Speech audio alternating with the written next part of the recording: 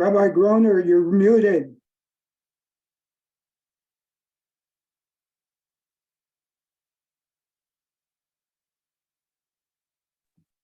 Okay, welcome. I'm sorry. I was just saying hello to everybody, but I thought I unmuted myself. But thanks for shouting out and unmuting me.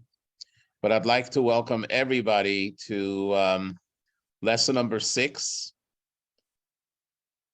This is sort of like to the finish line, even though, as I always say, there's no finish in Torah. As you know, when you finish a book in Torah, in the Torah scroll, so there's a custom, when we come to the end of the book, we shout out, Chazak, Chazak, V'nit Chazek. Strong, strong, and we will be even stronger because we come back to it.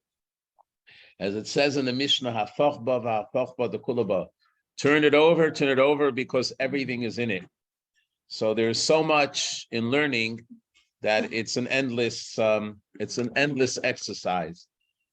But this evening, we're actually going to study something that is mystical, a part of Torah that is most misunderstood by many. And we'll try to get a little bit of a taste of it, but it's a very important part of Torah. And that is the 2 parts. Last time we discussed philosophy and Musar. And in this class, we're going to discuss Kabbalah and Hasidism. And you have it in the timeline. And I would like to give a little introduction about Kabbalah. So Kabbalah, first of all, is something that a lot of people have imagination. Their imagination runs wild when it comes to Kabbalah. To try to figure out what is Kabbalah. There is the popular Kabbalah. There are Kabbalah experts. There are celebrities who practice Kabbalah. But that's not real Kabbalah. Kabbalah is an authentic part of the Torah, and I will give you a little hint of something that we're going to see soon inside. And that is that the Torah is referred to as an orchard, a paradise, a pardes. And by the way, pardes is the origin of the English word paradise, because paradise in our mind is an orchard that has a lot of fruit trees, flowers, and it has a lot of plants, and it's a pleasant place where we want to be. It's called a gan. It's a garden. But the word pardes actually has 4 letters. And each of the 4 letters indicates another level of Torah study. So the first, we have done this in the previous JLI. So the first letter is the pei, which goes for pshat, which is the straightforward meaning. Second one is reish, which is remez, which is the hints and numerology that's in it. And then you have the Dalet, which is Drash, which is the Midrash, which we discussed in the second class. And then we have Sod. Sod is the secret, the mystical. So you'll see up on the screen that it says Kabbalah and Sod. The reason that it says Kabbalah and Sod is because really it's the same thing, but there are 2 ways of referring to Kabbalah. Why is Kabbalah called Kabbalah? Because the literal translation of the word Kabbalah means that which is received. We find that the Torah in general was received and then it was transmitted. The Mishnah in Tractate of Ethics of Our Fathers begins with the words, Moshe Kibel Torah. Moshe received the Torah. He received the Torah at Sinai, but then he transmitted it. Part of the transmission was in writing, part of the transmission was oral. But even after everything was written, there was one part of Torah, which was the mystical part of Torah, that was only transmitted orally and was never written down until the later generations. The other name for Kabbalah is Sod. Sod is spelled Samach Vav Daled, which means a secret. Sod is the secret. It's the mystical secret aspect of Torah. So Kabbalah's teachings are received secrets transmitted through the generations. Now, I also want to make a disclaimer. There are many books out on Kabbalah there. I do not recommend that you read any of them because most of them are basic interpretations of self-proclaimed Kabbalah scholars. Kabbalah cannot be taught on one's own and has to be taught with a teacher. Today, we also have Hasidus, Chabad Hasidus, which actually takes Kabbalah and brings it out in a level that we can understand, even though, as we will see, that's not the main theme of Hasidus. Now, let's talk about this Kabbalah in a sense. The Talmud actually says in the Tractate of Chagiga that it was prohibited to teach Kabbalah even to the star students. And the Mishnah says that when it comes to the story of creation, you're supposed to teach it to a select group of students so that they shouldn't misinterpret the story of creation. But when it comes to Maaseh Merkava, in other words, the actions of the chariot, the vision of Ezekiel, which is the basis of Kabbalah, that you shouldn't even teach in private. In other words, that could only be taught to 1 in a generation, 2 in a generation, 3 in a generation, and you don't see much of it written. However, the Rambam feels that it's necessary to mention it, and he says it actually does appear in the Talmud. So it was always sort of whispered in private to a disciple that the teacher knew was worthy of receiving the information and could keep the information classified. And not only that, understand what the information means. That's why Kabbalah was not revealed until later years when they started writing Kabbalah in various countries, as we're soon going to see in the video. So I'm going to like to ask you to make sure your books are open. Please look inside on page 235, and we're going to start with text 1. This is Rambam writing to his student and guide to the perplexed. And he's asking why Kabbalah is not more prevalent and revealed to the masses. So the Rambam writes, as you're well aware, even the Talmud, which was received by tradition, was not originally committed to writing in a book that was disseminated to the people, which we learned actually in class number 3, if you remember.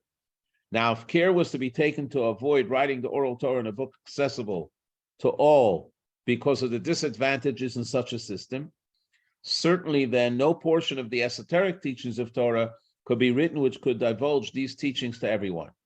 Why was the oral Torah transmitted and not written? Because there were some people that might actually extrapolate and misuse the oral Torah in the wrong way. So therefore, they didn't want to disseminate it in writing. It was only given from teacher to student.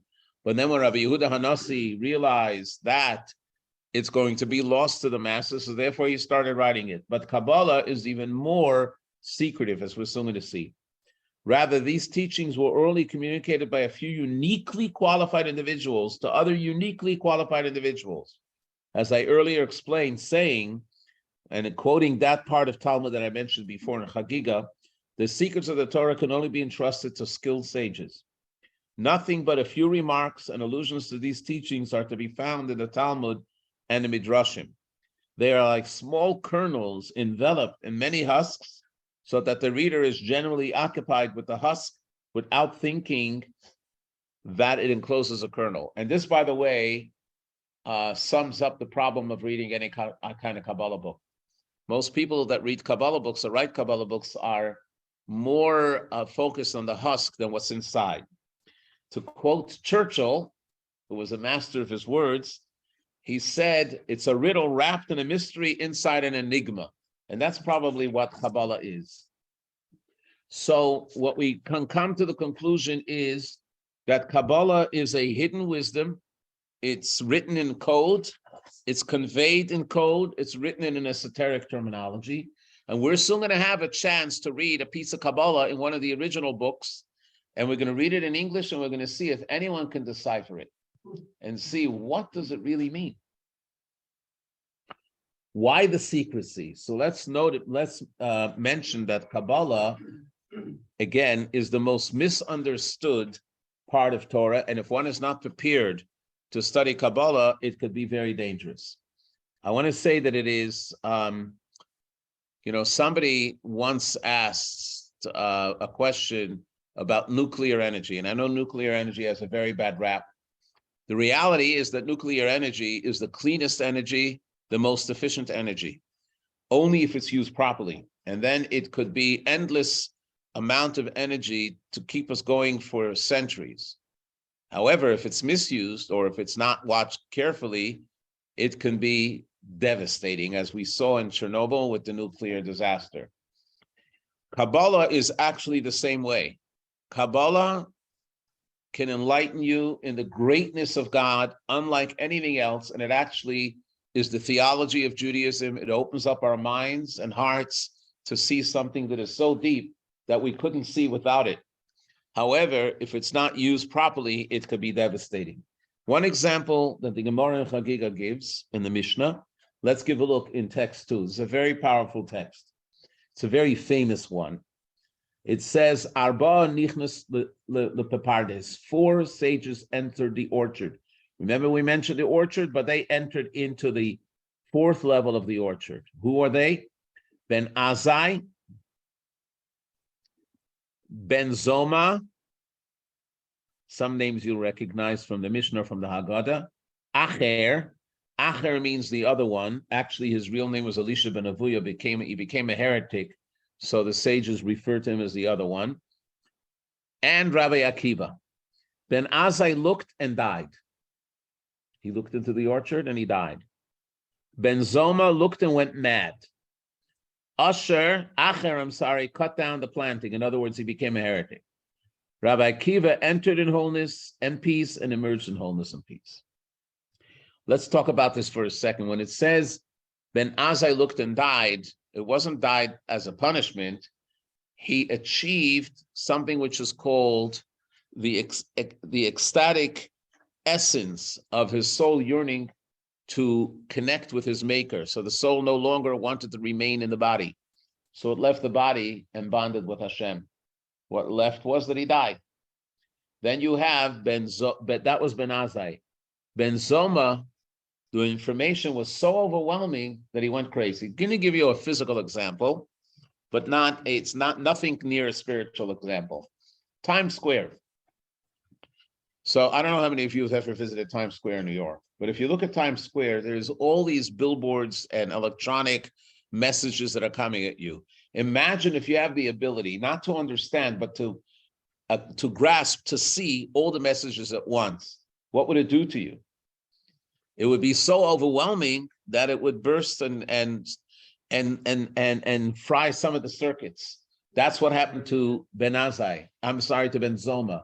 There was so much divine information there that it just fried his circuits and he went crazy. Acher said, this is too much. I can't do any of it. And he just removed himself from the scene. Rabbi Akiva entered in peace and emerged in peace. Why did Rabbi Akiva enter in peace and emerge in peace? Let me explain. The 3 others went in with the intent to see, what can I gain from entering? I'm so curious, I might grow from it. So I want to grow in my Judaism. I want to grow in my relationship to God. How can I become a better person? So they went in, but it was all for selfish reasons. So therefore, it was overwhelming for them. Rabbi Akiva didn't go in for a selfish reason. Rabbi Akiva said, perhaps God wants me to be there because I can do something for God, which I couldn't do otherwise. Remember Rabbi Akiva, when he was put to death, he was smiling as his skin was being flayed. And his students asked him, how can you smile when you're going through such torture? And he said, all my life, I said, when will I come to observe this mitzvah of Mesiras Nefesh, of sacrificing my life to God? And now that I have it, shouldn't I smile? Rabbi Akiva was the opposite of someone that was doing it for his own right, for his ego. He did it only for the sake of God. So since he didn't go in with a selfish reason, he went in with a selfless reason, he came out whole. But what do we learn from here? We learn from here that the esoteric secrets of the Torah, which are in the Kabbalah, are so powerful that if they're misused, they can cause a tremendous damage to the human being. The truth is they can also cause a lot of damage to the universe. If I was to ask you a question, and this is to everybody, including those that are listening in by Zoom, what is the most powerful weapon in the world? An idea. As you see it up on the screen. Very good. Knowledge, ideas are very powerful. Everything else is just a tool that you use for your ideas. If you have an idea to change the world and make it a better place, and you come up with the plan, then it's amazing.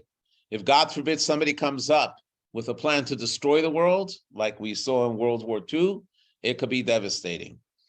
Kabbalah is not just ideas. Kabbalah is so powerful that it deals with the very foundation of the universe, of what God put into the world.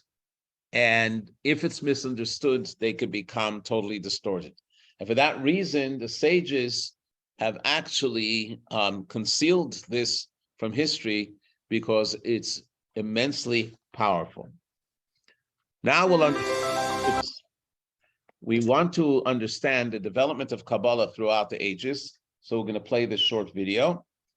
And it speaks about all the books and the rabbis which you actually find in your timeline. And after that, we will actually study a little bit of Kabbalah and see how we decipher it and what it means and what it adds. There we go.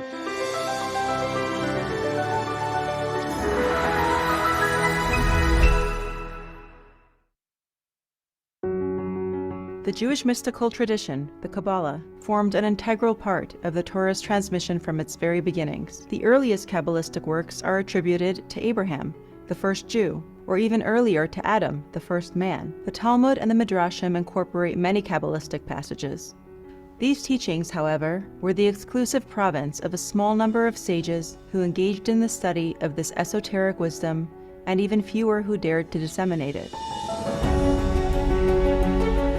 The prophet Ezekiel's vision of the divine chariot, Merkava, recorded in the book of Ezekiel, is the biblical source for many Kabbalistic principles and ideas. A number of early Kabbalistic texts were composed in Mishnaic times, in the 1st and 2nd century of the Common Era. These texts, however, are extremely terse and mysterious, their meaning decipherable only to those who were privy to the oral tradition that accompanied them. The great Mishnaic sage Rabbi Shimon Bar Yochai taught the wisdom of Kabbalah to a close circle of disciples. These discourses and discussions were recorded in the Zohar, which remains the most basic text of Kabbalah. The Zohar, however, would remain a secret text for more than 1,000 years, although snippets of it found their way into some of the Torah works composed in the interim. The first fissures in the veil of secrecy surrounding Kabbalah began to appear in the 12th century in Spain, France, Italy, and Germany, where small groups of Kabbalists and their disciples were expounding and transcribing their teachings. It was during this period that the Zohar was first published, making its hitherto hidden teachings available to those who were admitted into the secretive Kabbalistic circles. The Hasidim of Ashkenaz was a school of Jewish mystics who were active in the German Rhineland in the 12th and 13th centuries. Its leaders, Rabbi Yehuda HaChassid and Rabbi Elazar Rokeach of Worms. One of the preeminent sages of Spanish Jewry, Nachmanides, authored important works in all areas of Torah, biblical commentary, Talmudic analysis, Torah law, philosophy, and ethics. Nachmanides was also a master Kabbalist who incorporated many Kabbalistic ideas into his commentary on the Torah. Rabbi Abraham Abulafia and his disciples, active in 13th century Italy, emphasized the practice of meditative Kabbalah and the attainment of mystical union with God. Other noted Kabbalists of the medieval period include the anonymous author of the foundational Kabbalistic work Ma'arechet HaElokut and Rabbi Yosef Gikatila, Rabbi Menachem Merkanti, Rabbi Meir ibn Gabbai, and Rabbi Yehuda Chayat.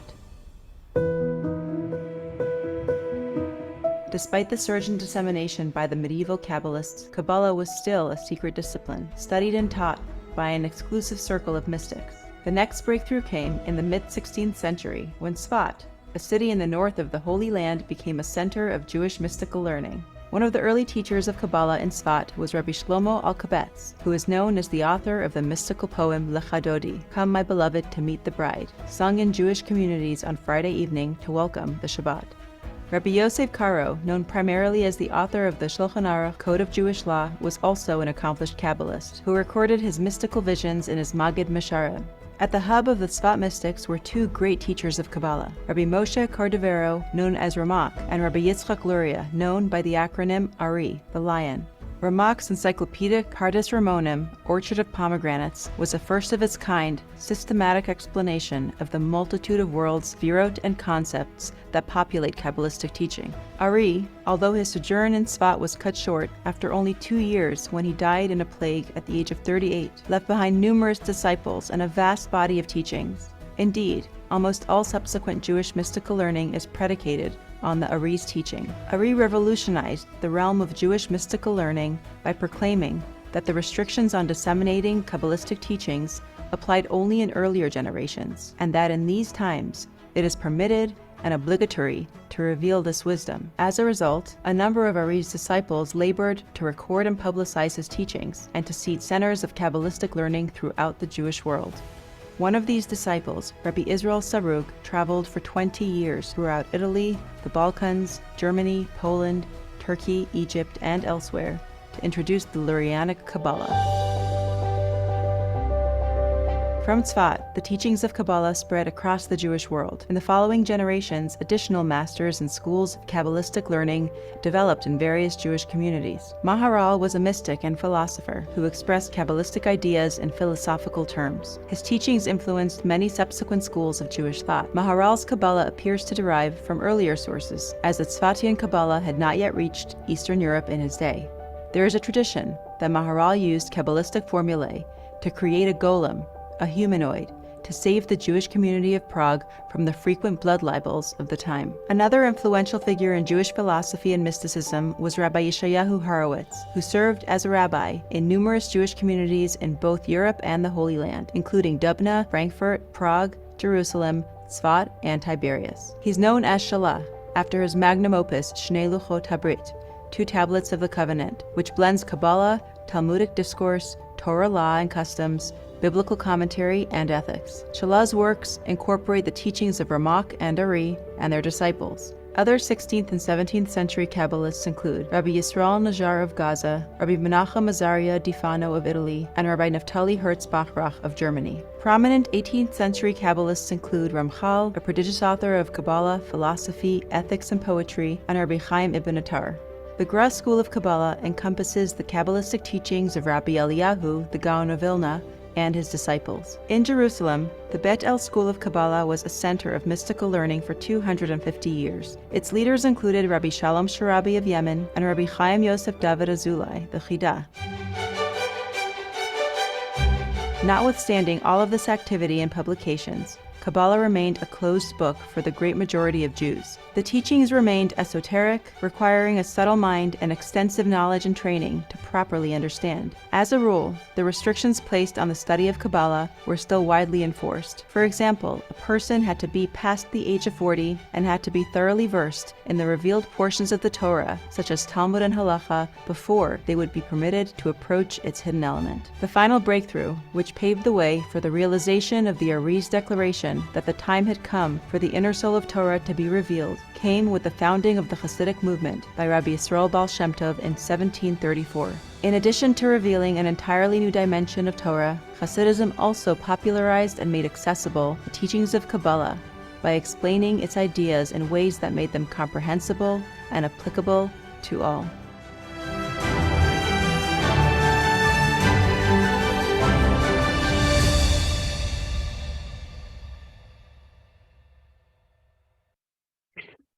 Okay, so we have the 5 phases of the development of Kabbalah. Question, and also it's interesting of the developments of Hasidism as we see, and we'll have a taste of Hasidism as we go through, because I'm looking at the clock. Question is, why now? What changed? Why is it that it was revealed in a later time? So I'm going to give you a general answer for that. Now, first of all, we have to understand that Hasidism was not there to teach us Kabbalah, even though it drew from Kabbalistic ideas. And today, the greatest scholars of Kabbalah, those that study the Hasidic, traditional Chabad Hasidic philosophy. In fact, the teacher that I personally had, and I'm sure Rabbi Cohen had and many other rabbis had, was a very famous rabbi who passed away last year. His name was Rabbi Yoel Kahn. Rabbi Yoel Kahn was considered to be the foremost scholar of Kabbalah, but he derided the study of Kabbalah. He wanted you to understand it through Hasidus, because Kabbalah appears in a form of abstract, and what it forces the reader to do is to elevate and lift themselves and enter into the world of abstract. And when you enter into the world of abstract, it's 2 things. First of all, you may not know if you truly understand it or comprehend it, and number 2, it's very hard to draw the abstract into practical life. Hasidism is just the opposite. Hasidism, its purpose is not only to elevate the person, but to draw down the divine wisdom at a level that we should truly be able to understand it and relate to it, and to be able to practice it in a pragmatic way in our daily life. So even though it draws on Kabbalah and Kabbalistic ideas, but nevertheless, it's not an explanation of Kabbalah. Now, one other thing that's necessary to understand, and that is the Rebbe explained why this teaching has become more prevalent in later generations than in previous generations. We know that for everything there's a time and everything there's a place, and we also know that even in the oral Torah, it took time for it to develop. But the Rebbe says that actually in the history and the trajectory of Judaism, as we're getting closer to the coming of Mashiach, if Mashiach will reveal the secrets of the Torah, we need to be prepared for it. And the preparation for it is to be able to taste the insights of the esoteric part of Torah. That's number one. Number two, as we get closer to Mashiach, there will be greater challenges to Jewish learning and to the Jewish community. From the time of the Industrial Revolution and then after Napoleon, when there was the emancipation, there were no longer restrictions on the Jewish community to mingle in all kinds of circles. It created a tremendous challenge to the essence of Judaism. And Hasidus was brought in order to be able to bring the challenge. And that's why one of the famous foundational concepts that we find in Hasidism is that it's a preparation for Mashiach. So in addition to the fact that every generation has its time when a certain part of Torah study is actualized, there's also a very famous reading from the Baal Shem Tov. So if you look at page 245,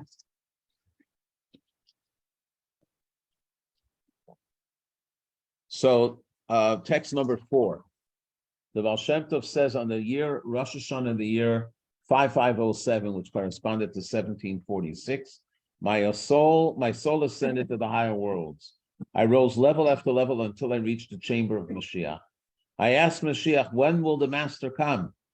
He answered, by this you will know. When your teachings will become known and revealed throughout the world, and your well springs will spread to the outside. In Hebrew, it's Yafutzu ma'inatecha chutza. In fact, this statement, Emasai Kasimar, Sheyafutzu ma'inatecha chutza, is a very popular Chabad song that used to be sung by the Rebbe's Fabrengen. So the ideas that the Baal Shem Tov was teaching and bringing out actually is a prelude to coming of Mashiach, because when Mashiach comes, what does it say in the Rambam?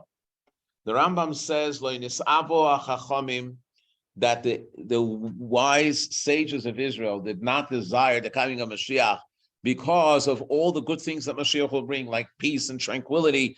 Of course they wanted that, but that wasn't the main focus. The main focus was the wisdom of the divine that'll be revealed at that time, which wasn't revealed until then. What will be revealed? The esoteric part of Torah. So for that reason, there needs to be the preparation for that. Now, here's one more thing, and then we're going to go into the sample. We mentioned before that there's the Orchard of Torah. The Orchard of Torah is 4 letters. Pshat, Remesh, Drus, Sod. Now, we say that this corresponds to 4 levels of the soul. There's the Nefesh, which is the simplest part of the soul. That refers to the simplest interpretation of Torah. Then there's the spirit, the Ruach, which that is the Remez. And then you have the Neshama, which that's the Midrash. Then you have the Chaya. The Chaya is the part of the soul that is so infinite that it can actually not be contained within the soul. And that represents Kabbalah. But there is a 5th dimension, which is the quintessential of Torah and the quintessential of the soul. And that is called Yechida. It is also referred to the inner soul. Hasidus is the inner soul of all genres of Torah. I remember as a young man before my bar mitzvah, it was in 1965, for the Yutas Kislev, the 19th of Kislev Fabrengen. It was one of those famous Fabrengens that were very, very long. It started at 8:30 at night and finished at 5:30 in the morning. And there was a lot of singing and joy, but the Rebbe also expounded on the depths of Torah. And the Rebbe spoke about Talmud, the Rebbe spoke about Hasidus and gave a Hasidic discourse. And then he gave 3 consecutive talks where he explained this concept that Hasidus is the inner soul of the Torah. And he gave actual examples in Torah learning. And it took hours and hours. Eventually, that was published as a book. And it's called the inner dimension, or it's called the Kuntras and Yana Shel Teres Chassidus. What is the aspect of Torah Chassidus? But we don't have the time now to go into that, so we will use one sample a little later. But what are we going to do now? What we're going to do now is we're going to examine a little piece of Kabbalah and see what it means and how does it relate to us and how can we come to understand it. Okay.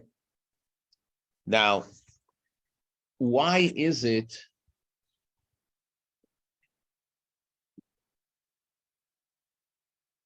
before we go there, let's see where we are. Okay. Why is it that it was written in code? It was written in code in order not to allow even people that understand Hebrew or Aramaic to be able to try to decipher it and figure it out and come with the wrong interpretation. So it's written like a code, like a riddle in an enigma, just like we said before.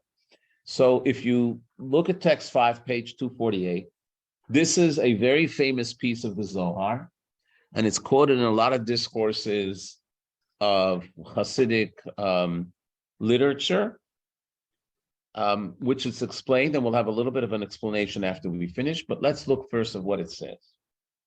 This is written in Aramaic, but we're going to read the English translation.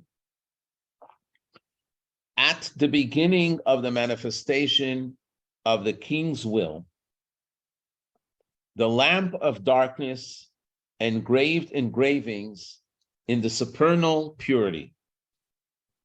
It emanated from the most concealed of all concealed things, from the secret of endlessness.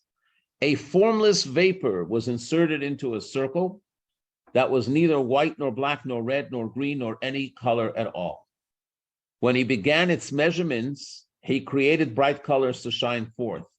From within the center of the lamp, a fountain spouted, from which the colors down below were painted. Can anyone take a jab at it to try to understand what this means? Yeah. It seems like it's saying that if you want to connect with God in the sense, you need to block out the physical world. But that's not what it says here. It's true, but that's not what it says here. He's describing an event. He's describing creation. But how is he describing creation? I have a little secret for you that students of Chabad Hasidus, when they study this is like the ABCs. They understand it very well because they've learned it so many times and it was transmitted to them. So it's not such a code. But like any code that you have, once you know the tools of how to decipher the code, it's no longer a code.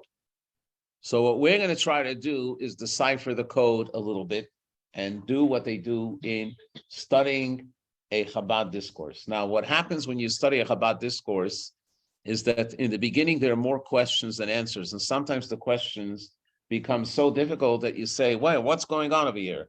And then all of a sudden, you see the answer. So we're going to do this. We're going to start a question which is called the Great Paradox. And this Great Paradox, by the way, is so serious that all other religions are based on trying to solve this paradox. And we're going to first try to understand the paradox, and then try to look at the way Judaism answers this paradox. So what's the paradox? So we're going to start from any angle. So we're going to start from an angle from the Talmud, text number 6. The Talmud makes a statement, God fills the world like the soul fills the body.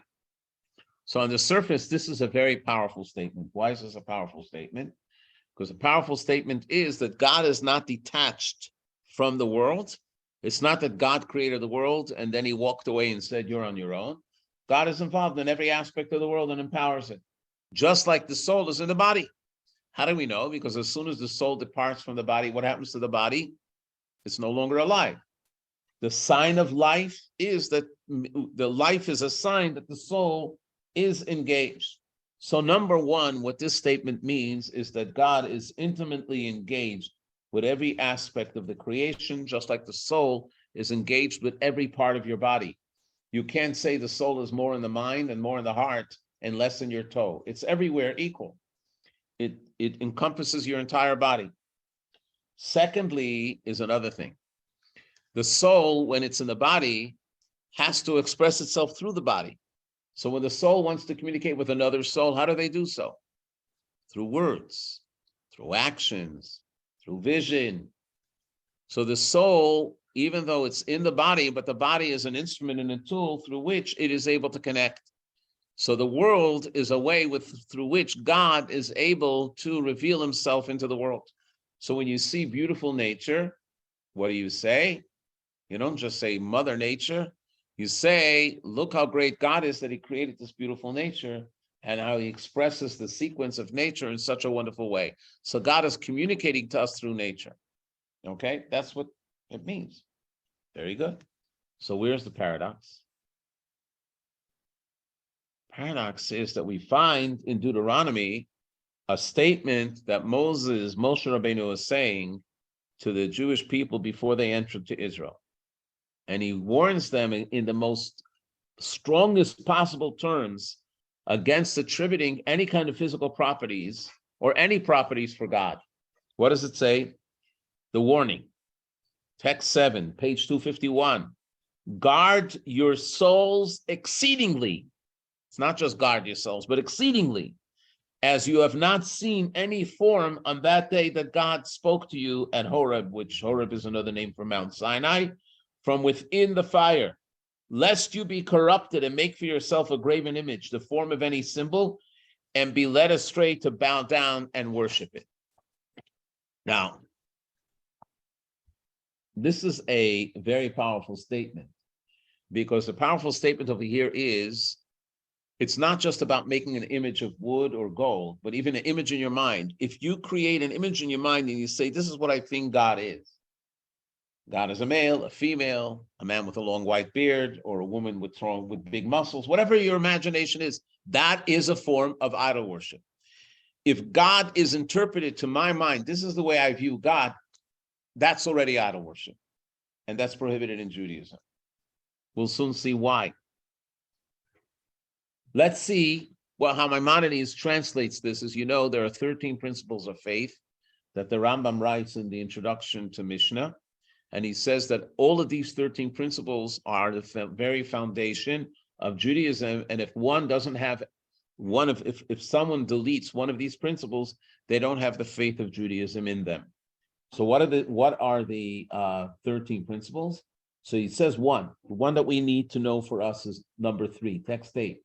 The third principle is the negation of any physical qualities in regard to God, meaning we believe that the one God is neither a physical entity, nor a physical force, nor is he subject to any physical state. Okay? It's interesting that the most famous prayer, which we are obligated to recite twice a day, is the verse, Shema Yisrael Hashem Elokeinu Hashem Echad.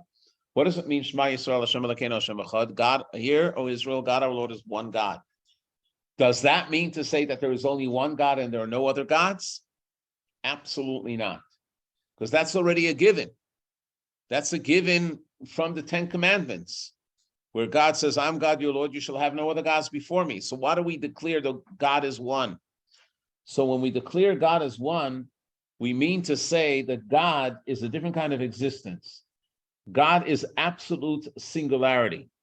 All other existence are composite existence. What is a composite existence? A composite existence means it's composed of many pieces. God's oneness is that it's truly one. It's a singular entity. There are no parts. So therefore, we can't quantify God, and we can't say God has a shape, God has a form. We can't say anything to God. Not only that, in Isaiah, as we give a look in text number 9, says the Holy One, to what can you liken me that I should be compared? So in Judaism, the idea of having an image, not a false image, but any image of God is already considered to be idol worship. Because, why is that? Because the moment you picture God the way it's perceived in your mind, so then it's your creation. And then your God can tell you whatever you want to hear from this God. And therefore, you're not truly devoted to God. And what do we know? That if we don't have the submission to the real God, then people can make up their own laws. If you give a look at societies throughout history, no one thought that they were truly evil. You know the famous story with Abraham, that when he was coming with Sarah to Egypt, so he said, I know that God is going to protect you, so don't identify yourself as my wife. Why not? Because the Egyptians believe that adultery is a cardinal sin. That adultery is a cardinal sin. So if somebody wanted to have an affair with a woman that he found, I want to be with this woman, and he finds out that this woman is married, what does he do? He's not allowed to commit adultery. What? Kills the husband. Because murder is just a way of life, or death. But the point of the matter is that they had their own value system. In our world, it's just the opposite. In our value system, murder is terrible. It's capital crime. Adultery is a personal choice. Because when you create your own God and you create your own set of values, then it becomes a corrupt world. The only way to have a world that is truly moral, which is the morality that God instilled, is when you accept God just the way God is, not the way we create a God in our image. So for that reason, in Judaism considers the idea of an image of God and as idol worship, which is one of the worst sins. So where's the paradox?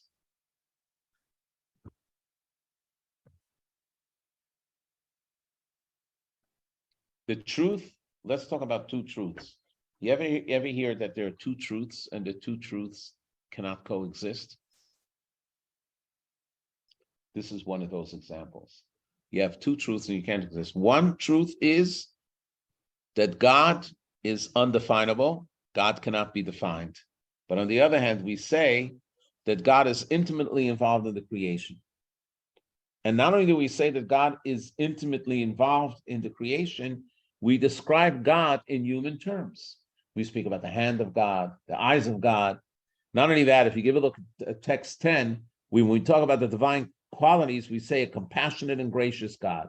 Compassionate, that's a human term. We're compassionate to someone else. We're applying it to God. Gracious God, slow to anger, and abundant in loving kindness and truth. We also say, unto you, God, is greatness and power and beauty. Beauty is a subjective term in human eyes. And triumph and splendor. Unto you, God, is kingship. So here's the great paradox. If God is undefined, and God is not limited, and God is not defined by the world, how does God fit into this world? And how do we say that God acts through the world and is confined to the world by the kindness of the world, the graciousness of the world, the pity of the world? In other words, the paradox here is that if God is truly infinite, how can he relate to the finite? This is the paradox. And not only is God not infinite, but God is even beyond infinity. By the way, a halacha that I want to share with you. The Gemara Talmud says that if someone starts the Amidah and starts to deviate from the text that's in the Siddur and starts to give their own praise to God and defines God in the greatest terms that they think is fantastic, you have to quiet them down. Why do you have to quiet them down? Because who are you to give any kind of adulation to God? Who are you to say what God is and what God is not? So when we say these terms that we just mentioned, these are terms that we find in the liturgy of Moshe Rabbeinu or other prophets. So they said it with prophecy, we can accept it. So this is a paradox, and this is a paradox that we try to resolve. So some religions have come up with an interesting answer. What was the answer that some religions came up? Basically, it's idol worship. They created a mediator. The mediator is something that's in between the infinite God that is able to connect with us. Some idols were actually clay. So they said God is so great that he can manifest himself in clay or gold and wood. And some have it in other human beings. But for Judaism, it's all considered to be idol worship. So how do we reconcile this great paradox? So in order to do that, where this is the question that's going to lead to the answer of understanding that text that we read from the Zohar. So please give a look on page 253. And here's an interesting statement. The interesting statement is taken out of Psalms, where it says, with the one who implants the ear, not hear. With the one who forms the eyes, not see. So in order to understand this, I need you to relax a second and please listen to me. Because this, I'm going to give it to you orally before we go in and see what it says inside, okay? When we talk about the creation, the true definition of creation, what is the true definition of creation? Not making something, but creating something. What is creation? Creatio ex nihilo. It's a Latin statement, a Latin phrase, which means making something out of nothing. Not that there's raw material that you change it and you develop it, but it is absolutely nothing there. And from the nothing, something happens, which that's the definition of creation, which only God can do. But in creation, there could be an internal creation and there could be an external creation. So I want to talk about that for a moment.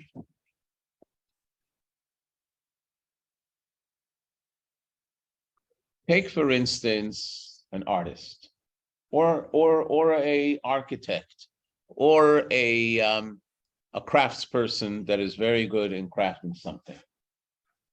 So if you're going to decide to draw what a building is going to look like or a house is going to look like, and you don't want to copy, you want to be an original, what do? The first thing you have to do is create the image in your mind, right? You have to create the image in your mind. And when you create the image in your mind, then you can put it on paper as well. But if you don't create it in your mind, then it can't be projected on paper and then it cannot be built. When we talk about creation, if you take a blank canvas and there's nothing there, and you have an artist that only has paint, nothing happens to it, right? When we speak about God, God is not a blank canvas. God is totally undefinable. When God exists and the world doesn't exist, the items that are in the world don't exist. So take, for instance, love. Love doesn't exist. How did love come about? God created love. But if God wouldn't have created love, love wouldn't have been there, right? Compassion. Compassion didn't exist until God decided that he wants to create it.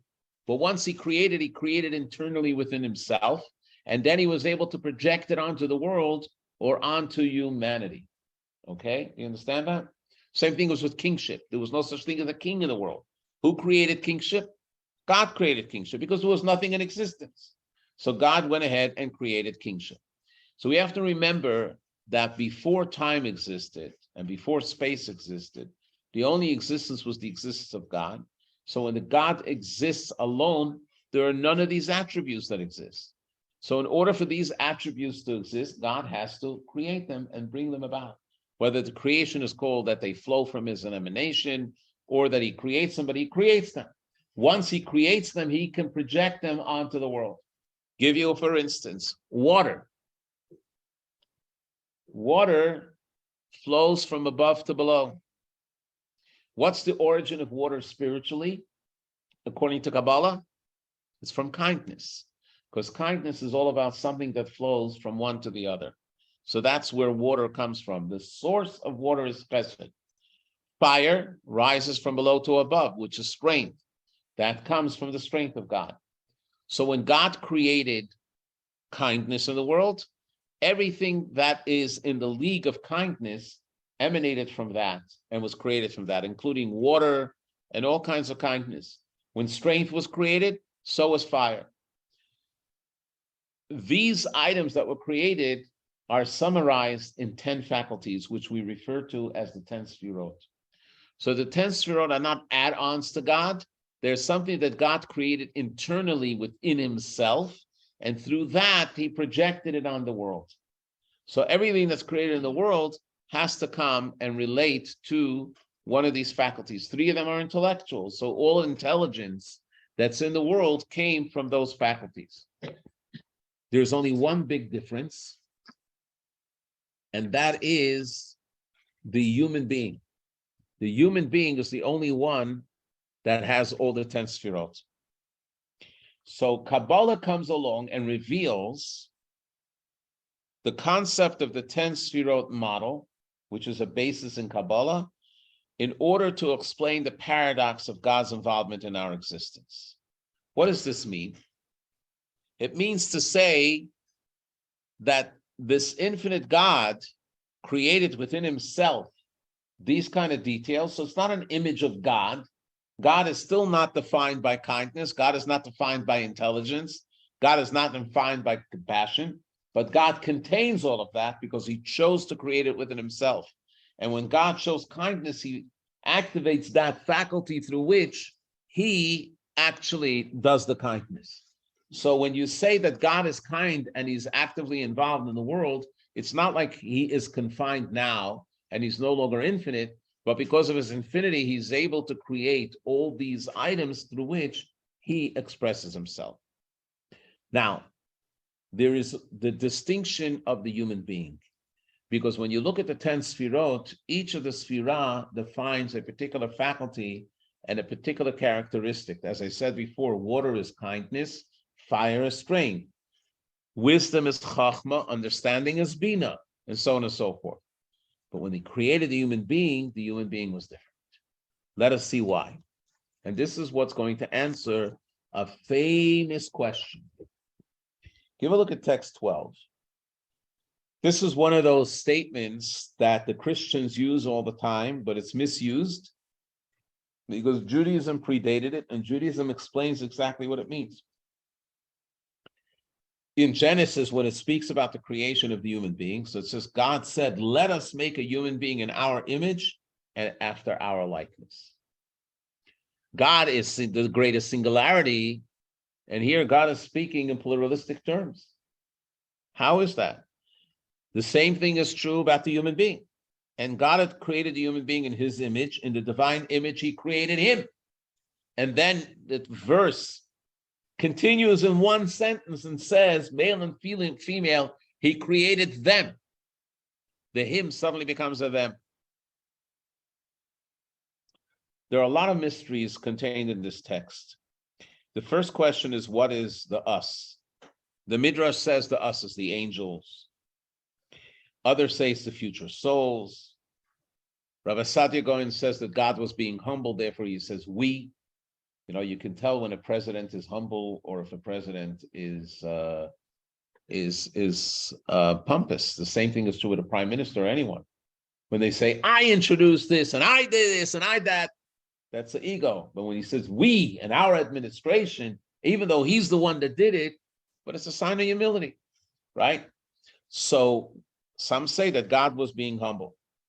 But according to Kabbalah, absolutely that's not what's true. What's true is that there is the singularity, but there's also the plurality in God himself, which he created. And this goes back to what we said before about the two types of creation. There's the external creation, and then there's the internal, but the internal comes first. And we have to talk about internal and external, because when you're talking about human creation, when a human being creates, so even when we create something internal and we have an idea, but still when we craft it, the idea came from somewhere. It didn't just come out of the air. So we're just the one that conveys it. When it comes to God, the internal creation is something which is totally creatio ex nihilo. The light that emanates from God is also creatio ex nihilo to a certain level, even though it's not as coarse as the physical world. That's why it's called emanation, but it's still a creation. Okay? So God creates within himself.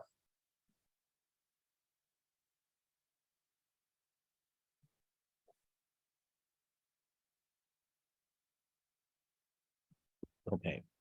So when God created the world, it's very interesting. When God created the world, he could have created the world just by snapping his finger or saying a word, but he decided not to.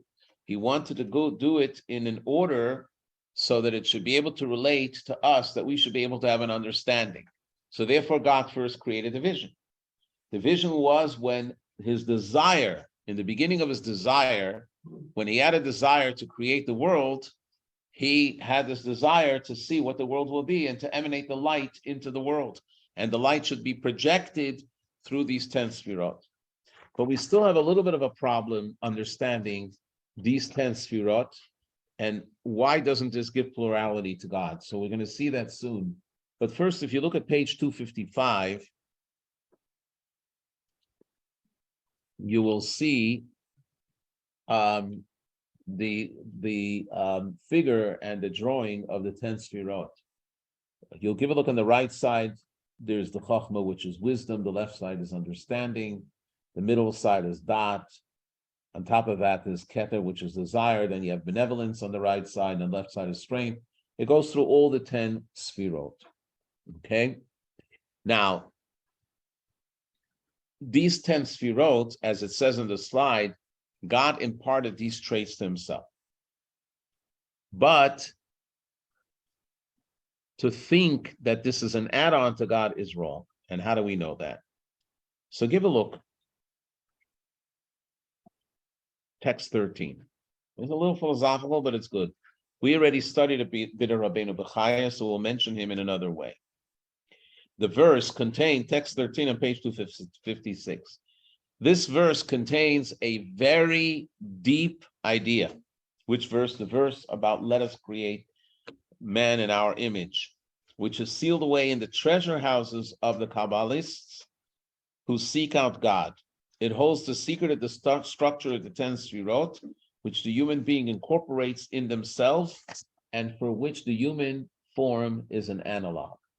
God therefore says in our image, meaning in the image we made for ourselves. Okay. So when God says, let's create the world or let's make the human being, he says, I want to create the image within myself. When I create the image of myself, then I can create the world. And the human being is unique, as we see in text 14. Let us make the human being in our image, after our likeness. Each sphere imparted its portion to the human being, internally and externally. Had even one of the 10 sefirot not imparted its portion, the structure of the human being would have been incomplete.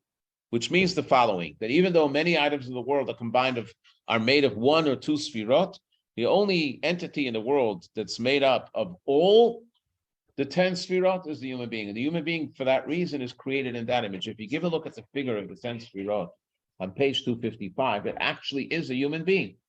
You have the 3 columns, which is the right side, which is the right hand and the right leg and the right side of the body. You have the left side. The Keter is the crown, which is on top of the head. You have the intellectual, you have the emotional, and then you have the functional, which is Yesod, which is foundation. And then you have Malchut, which those are functional parts of the body. So that's what it means that we were created in the image of God, that we were created in that image that God imparted within himself through which he wanted to create the world. Which means to say that when it's, because next time somebody asks you this question, and I don't know how many philosophers you will engage. I had a funny story. I used to do chaplaincy in federal prison in West Virginia. Nobody else wanted to do it. So I used to go to Beckley, which was with a place housed a men's prison. And then after being there for 2-3 hours, I would have to go to a town called Alderson that has a women's prison. And I used to have about an hour and a half between the two, sometimes 2 hours. And the trip was only 45 minutes. So what I used to do is pull off in a state park, really go out of the car, walk in the middle of the woods, finish my studies, daven mincha, and walk around. Look at the watch, so I should come in time to the next prison. And one time when I was walking, a helmeted, bearded guy with a small beard was spiking fast towards me. He was middle-aged, and when he sees me, he screeches to a halt. And he says, never in my wildest dreams did I think that riding in the woods of West Virginia will I meet a Jewish rabbi, and a Hasidic rabbi for that matter. And he said, I'm a professor of theology. I teach in one of the universities in West Virginia. And I have a question that has been bothering me on theology, and perhaps Judaism can answer it. And he asked me, how much time do you have? I said, I have 30 minutes. He said, that'll be great. And we got into this theological discussion, and it was a very lively discussion. So I don't know how many of you will actually encounter a philosopher, but if you count a philosopher, they might ask you the question. The question is, on the one hand, it says, let us create man in our image. And then again, in another place, it says, God creates the human in my image. What does it mean, God creates the human in my image? If we say that God has no image, so what does it mean that God creates me in my image? And people struggle with that. But now you have the answer. God doesn't have an image. God is beyond an image. But God imparted with himself the 10 sefirot through which he can create the world, and that is the image with which he created human beings. But why doesn't it cause a plurality in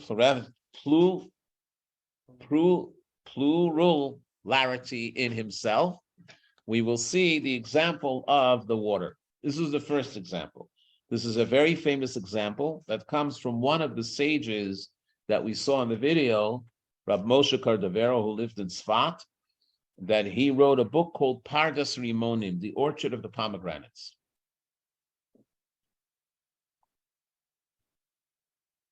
And this is what he said. It's a little bit long, but it's very powerful.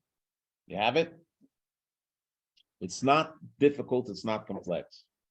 Again, text 15 on page 258. He says, in truth, in regard to our creator, the infinite creator of all, we cannot speak or describe or require neither judgment nor compassion, neither anger nor wrath, neither variation nor limitation, nor any properties whatsoever. Not before the emanation of the 10 sefirot, nor now after they were emanated. In other words, whether it's before the 10 sefirot or after the 10 sefirot, God remains not only infinite, but beyond definition, beyond description. What we should know, however, is that at the very beginning, God emanated 10 sefirot, and we can provide a nice analogy to make the matter understood by the mind of the wise thinker, of somebody that can really think deeply. The analogy is of water that is distributed amongst various vessels. These vessels are of different colors. One is white, another is red, another is green, and so on with the rest of them. Now, when the water is channeled in these vessels, although the water itself is colorless, it will be seen in the colors of the respective vessels and appear to have changed its vessel's colors, to its vessel's colors. In truth, however, the water did not acquire any new color. The variously colored vessels have imposed their colors on the water, but this imposition is only in relation to how the water appears to those who see it, not in relation to the water itself. So it is with the sefirot. The vessels in the analogy are divine attributes that we call loving kindness, power, beauty, and so on. Each is colored in accordance with its function. White, which he explains later, white is kindness, red is power or strength, and green is beauty. The light of the emanator, which is the essence of these 10 divine energies that flow in the 10 sefirot, are like the colorless waters, as they transcend all the variation and functions. In other words, God remains pure beyond any definition. So the fact that the divine light that emanates from God seems to crystallize in some sort of form, it's not the essence of God that is formulated, it's the divine light that looks that way because it goes through these vessels. The variation and the effect on the world is only due to the differences and functions of their vessel. So how does this explain the great paradox? It explains that the essence of God is still pure. The image is only the perception according to the 10 sefirot that God created. Now, this is the first example that we find in Kabbalah explaining what the 10 sefirot are. And for many years, that's what people had. But it is not a satisfactory explanation. Why is it not a satisfactory explanation? Because when we're talking about God being engaged in the world, it doesn't mean that he remains aloof and he's just pretending. God is truly engaged in the world. And when God is truly engaged in the world, it means that he becomes like the world. So how does this happen? So for that reason, the Arizal, who came after the Rav Moshe Cardavera, after the Pardes, says that there is a part that he didn't reveal that I will reveal, but it's actually contained in his teachings as well. And the Arizal actually explains it but he doesn't write it. Many, many years later, Rabbi Dov Bereth Mezrich, who was the second leader of Hasidism, writes about this. Let's give a look in text 16, page 260. So he says, all the worlds cannot apprehend God's greatness and power. God therefore performed many contractions. Contractions is called tzimtzum. The tzimtzum was introduced by the Arizal. And what is the tzimtzum? And he says, through this tzimtzum, through these contractions, it enables the worlds to relate with him. So he gives an example to the tzimtzum. If it's too philosophical, I apologize. But I think if we apply ourselves to it, we can understand it in a very simple way. And this is the story when a parent plays with a child. This is like the parent who sees his child playing a game, and out of his love for his child, the father plays along with the child. Although for the father, this is childish and petty activity, nevertheless, out of his love for his child, and in order to derive pleasure from the child, the father contracts his adult mind and inserts himself in the childish mentality so that the child can relate to him. On the other hand, if the father were to conduct himself in accordance with his own mentality, the child would not be able to relate to the father, and the father would not derive pleasure from the child. So let's talk about this for a moment. Every time an adult, this is true with grandparents even more than with children, see a grandchild, those that don't have grandchildren yet, when you have grandchildren, you will be able to understand it. But it's even with parents, but grandchildren even more. You see a grandchild, so what happens? There's an instant relationship between you and the grandchild. The grandchild smiles to you, smile to the grandchild, and you start relating to them at their level. Not to talk their language, but you start relating to them at their level.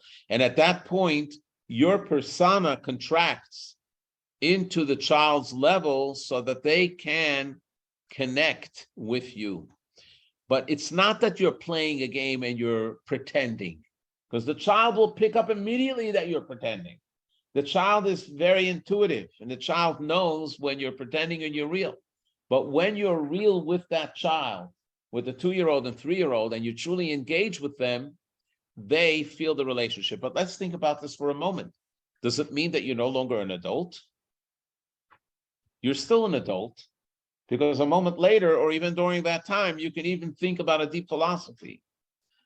But you have the ability to set aside your adult persona and insert yourself into the child. But it doesn't say that you're no longer an adult.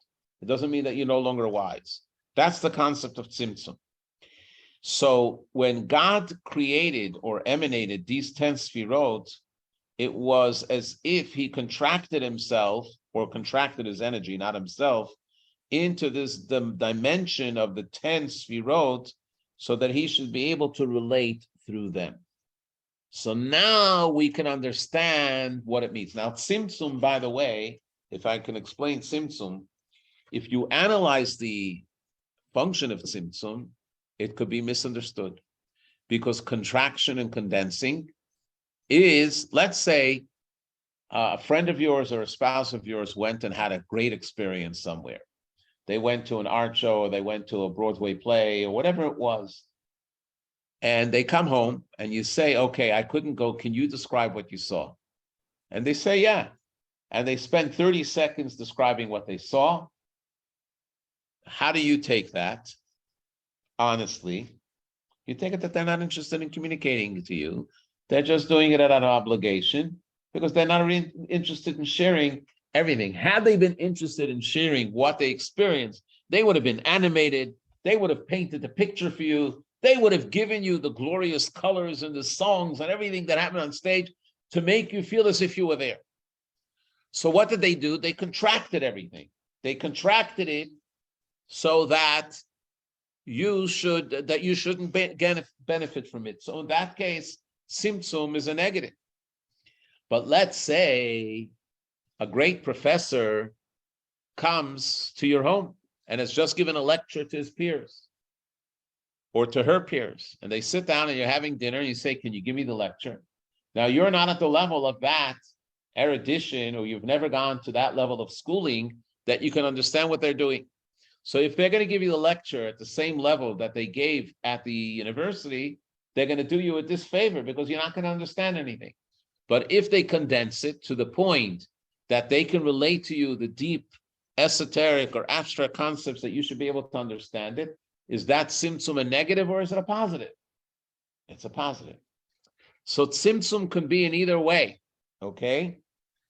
So the point over here with the tzimtzum is that it is a darkness because it is contracting, but the question is the tzimtzum for the purpose of revelation or is the tzimtzum for the purpose of concealment?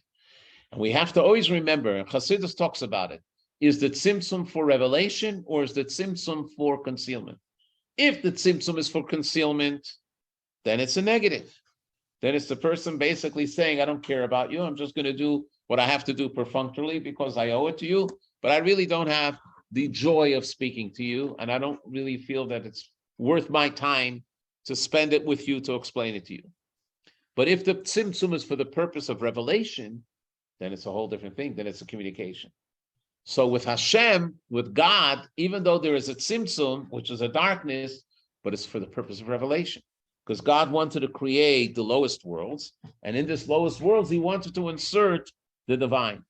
Now, let's revisit the text that we read in the Zohar. I don't know who made the mark, but I apologize. Somebody put it up there. I don't know if you can erase it. But here's what it says. Let's read it slowly. It's on the board. The reason it's on the board, and I'm not saying to read in the book, is because we're going to highlight something. In the beginning of the manifestation of the king's will, which means king is Hashem, is God, when it first manifests himself that he had a desire to create the world. The lamp of darkness, what's the lamp of darkness? That's the tzimtzum. That's why it's called the lamp of darkness. It's a lamp that illuminates, but it's dark because it's contracted. Engravings in the supernal purity. The supernal purity is the essence of God that is not defined. Engraving is that it was the 10 sefirot. It emanated from the most concealed of all concealed things, from the secret of endlessness. That's where the 10 sefirot came from. A formless vapor was inserted in a circle. Okay, I'm not gonna. The circle is talking about the infinite light of God that emanated from God, and God created it as a circle to create the void in order to allow for the creation of the world. But in it, he inserted a formless vapor. What is a formless vapor? Pure light that was neither a white, nor black, nor red, nor green, nor any color at all. But then when he began with his measurements, in other words, when he began the tzimtzum in earnest to reduce it, he created the bright colors to shine forth. What are the bright colors? We said before, white, which is kindness, red, which is gevura, the strength, green, which is compassionate. So those were the bright colors. Those are the sefirot. So the light in its essence is pure, is colorless.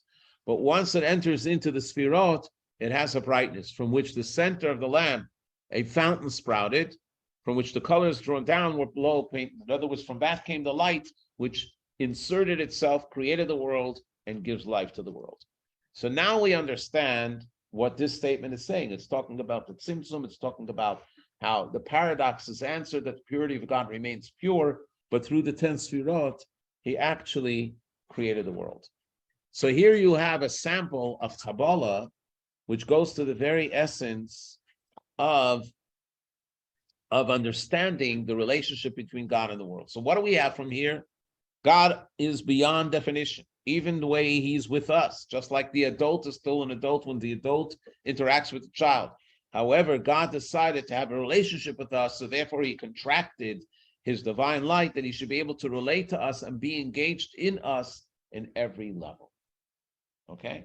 And that's why Judaism says that when we pray to God, we're not praying to God's kindness, we're not praying to God's compassion, we're praying to God, but we're asking God to activate the kindness and the compassion. And now we want to see Chassidus, and this is going to be short because it goes straight to the point, and not only that, it actually takes it on a different level, and it's something that you familiarize yourself. Let me give you a little introduction to this.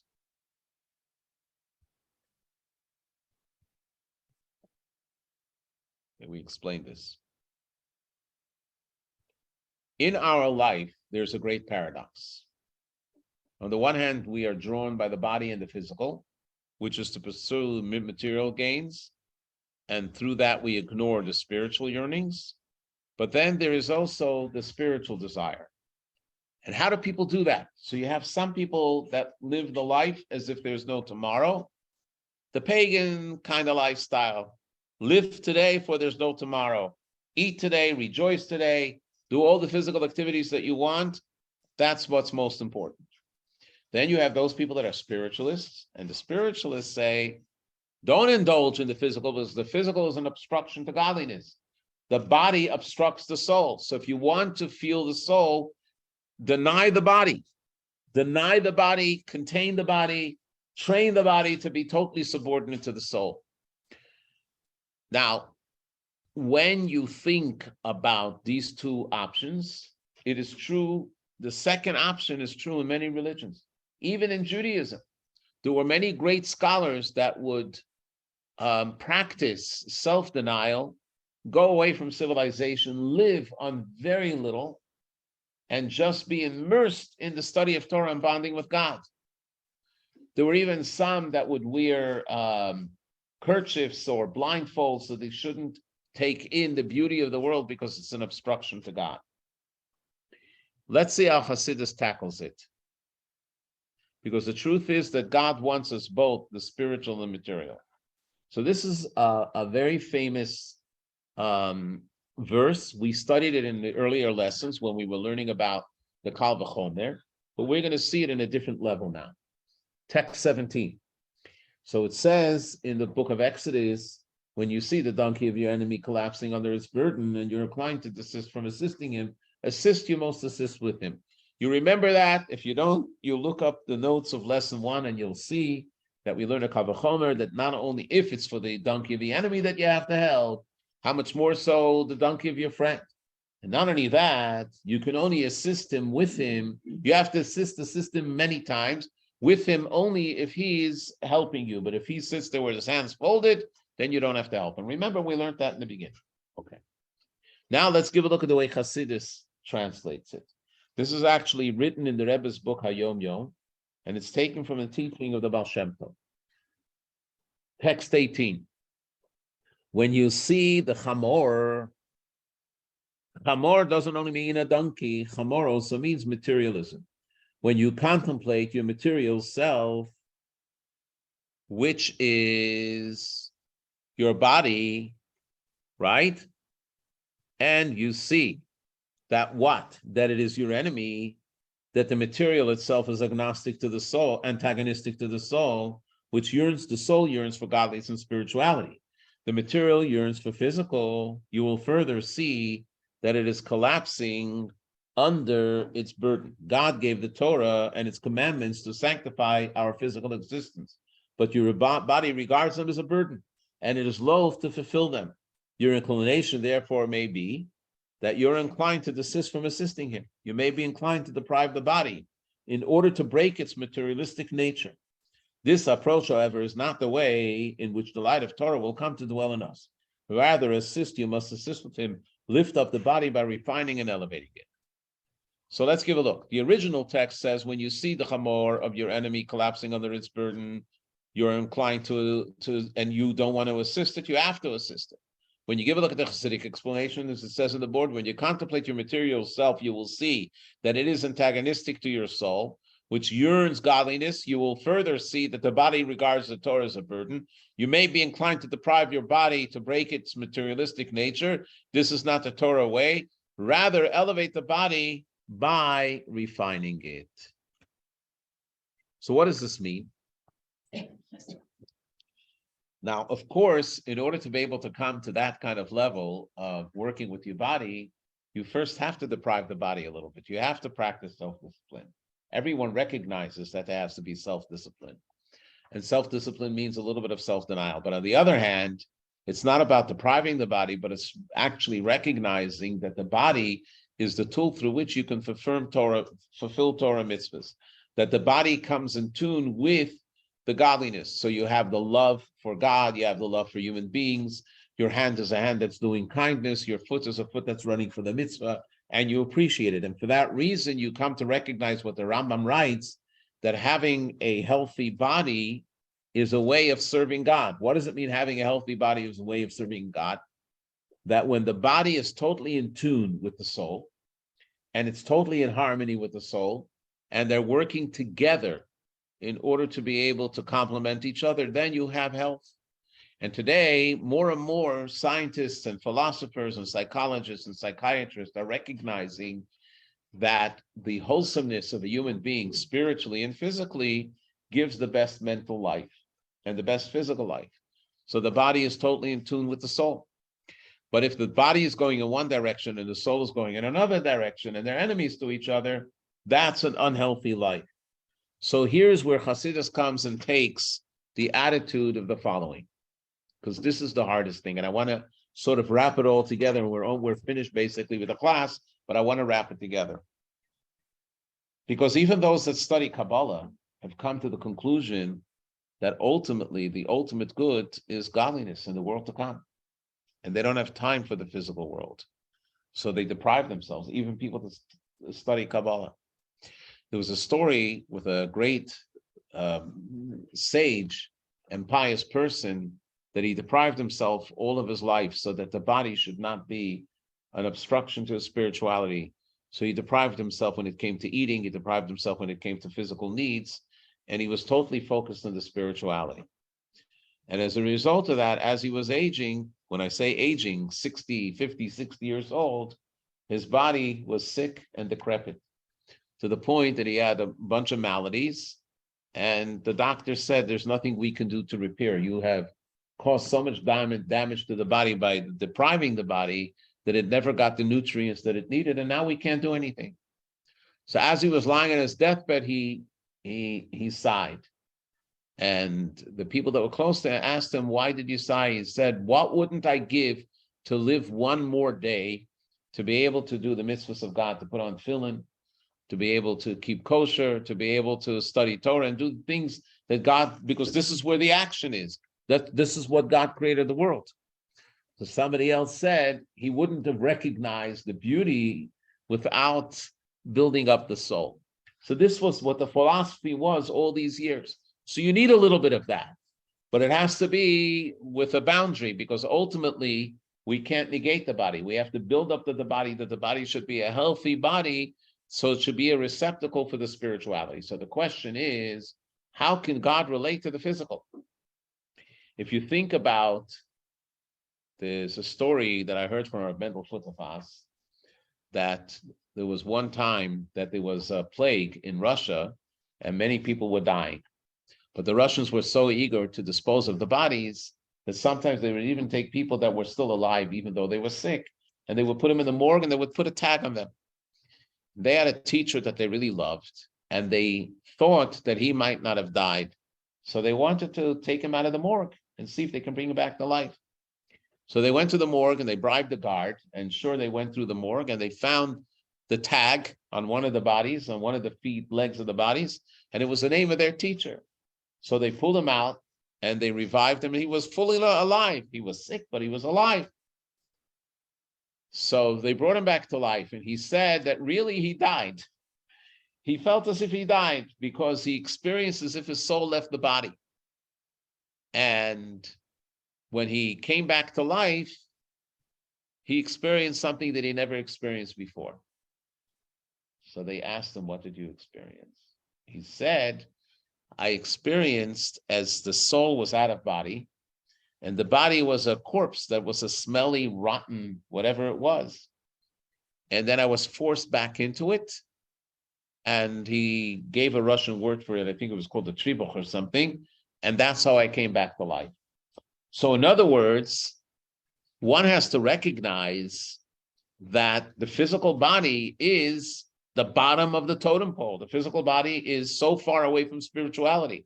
And yet we say that the essence of God is found only in the body.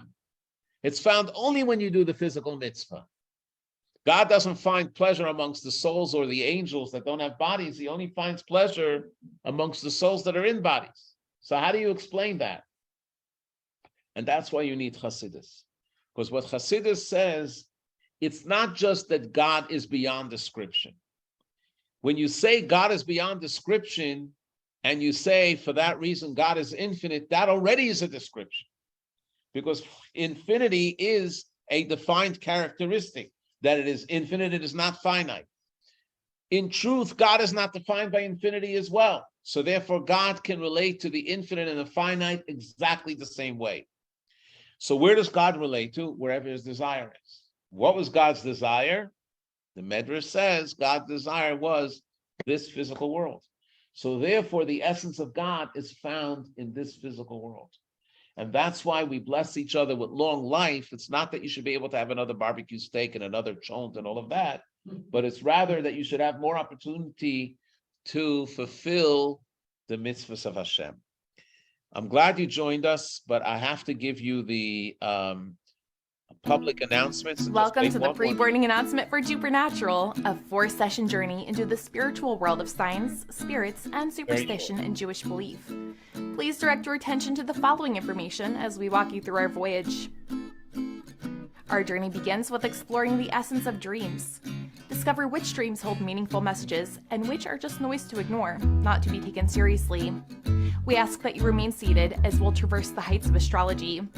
We'll discover if the stars have any power on affecting our nature, behavior, or destiny. We may experience some turbulence as we travel through the world of jinxes and curses. See how Judaism navigates the social realities of jealousy and curses and where the real power lies. On our final leg of the journey, we will experience the true role of spirits, angels, and ghosts. We'll also touch down in the afterlife and learn how to keep in touch with lost loved ones. It'll be quite the ride, one you don't want to miss. On behalf of everyone at Supernatural, we hope you'll join us on this incredible experience.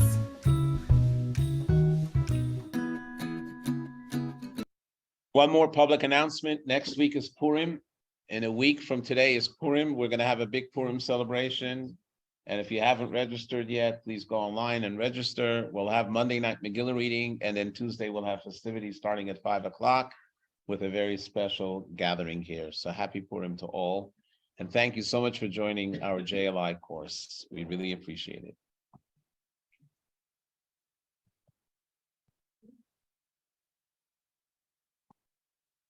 Okay. We are going to say goodnight to everybody. Good night. It was fantastic having you on board. Right. Thank you.